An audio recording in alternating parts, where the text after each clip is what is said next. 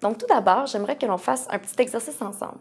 J'aimerais que vous imaginiez, selon vous, l'alimentation parfaite que nous devrions avoir pour prévenir des maladies comme l'obésité ou le diabète. Est-ce que vous imaginez? Donc probablement, ce que vous voyez, c'est une bonne assiette avec un quart de viande, un quart de produits céréaliers, une montagne de légumes, évidemment, avec probablement un verre de lait ou un fruit.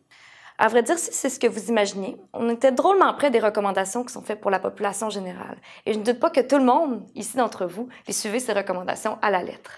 Non, mais sans rire, si les gens suivaient les recommandations, théoriquement, il n'y aurait plus d'obésité ni de diabète. Alors pourquoi on retrouve encore ces maladies et pourquoi ça continue à augmenter dans nos sociétés? Je vais vous donner un petit indice. On connaît tous quelqu'un qui pourrait manger n'importe quoi sans prendre une livre, alors qu'il y en a d'autres qui engraisseraient à regarder un petit bout de chocolat. Pourquoi autant d'injustice? Vous me voyez venir, la génétique.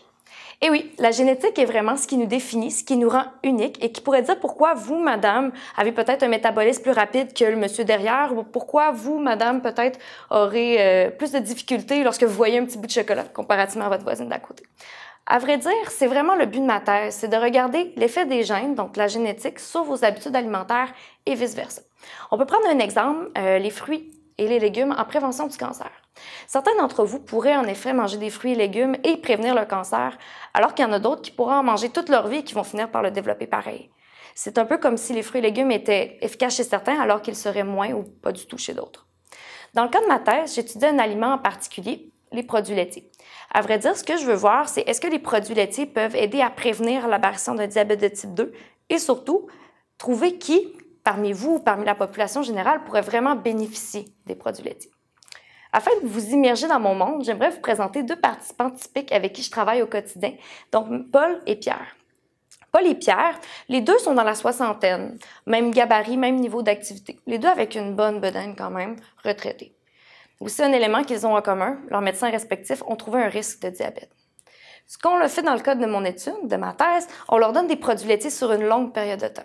Résultat, le médecin de Paul est très content, le risque de diabète est quasiment résolu. Alors que pour Pierre, c'est plutôt le contraire, le risque est encore bien présent. Alors comment essayer de résoudre ce problème? Bien que Paul et Pierre soient pratiquement similaires quand on les regarde, disons des gènes qui font qu'ils sont en bout de ligne très différents l'un de l'autre. Donc peut-être que Pierre pourrait peut-être plus bénéficier de manger des fruits, manger du poisson ou aller vers une alimentation végétarienne.